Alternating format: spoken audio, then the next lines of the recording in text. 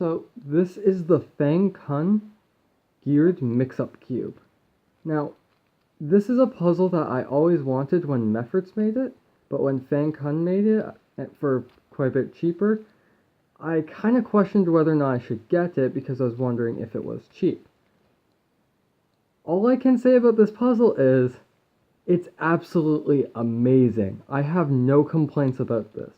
Like, it does rattle around a bit, but it doesn't affect the turning or solving of this puzzle. Like, sure, the pieces wobble, but it still turns amazingly.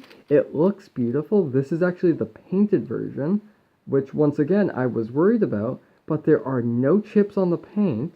There are tiny little marks, but those tend to be pretty insignificant. And it absolutely looks beautiful. The full fitted design that they have is great. They have these lines, so I guess the caps for the screws are under them, so you could pry it off easier. But yeah, this puzzle is amazing. Now, if you know what a mix-up cube is, then you won't need this, but if you don't, it's a 3x3 where the edges and centers are interchangeable. This is not one. Unfortunately, I don't have my mix-up cube here. I do have a review for it already, so you might want to check that out as well. It's also a gear cube, which when you turn one layer 90 degrees, the internals move half that, so 45. But unfortunately, this can't turn because the centers are in the way. So you have to turn it in full 180s. So, it's a combination of those two puzzles. So, the edges and the centers are interchangeable, which make this puzzle extremely difficult to solve, and it was very fun trying to figure out. Actually, I do think there's a tiny chip there. That sucks. Oh well. These center pieces around the actual center itself are actually insignificant because they only move around the corner and they are attached to the corner, so it's just signifying that you have a red corner here. So really, they're just there for aesthetic. It's like the color, but you need the piece physically there for turning the gears.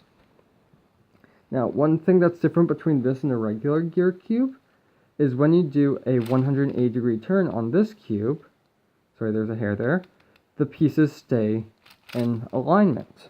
Whereas for this one, they move out of alignment. That is to say, for alignment, I just mean that it stays in the proper cubic shape on this one, not on that one. However, the gears do actually have an alignment that they cannot go out of, otherwise you'll get parities. I don't think it's actually possible for this cube for it to happen, but on that one, it can. Now, the turning on this puzzle is absolutely amazing. I love turning it. It does catch a tiny bit, like there, but it really is insignificant how it catches.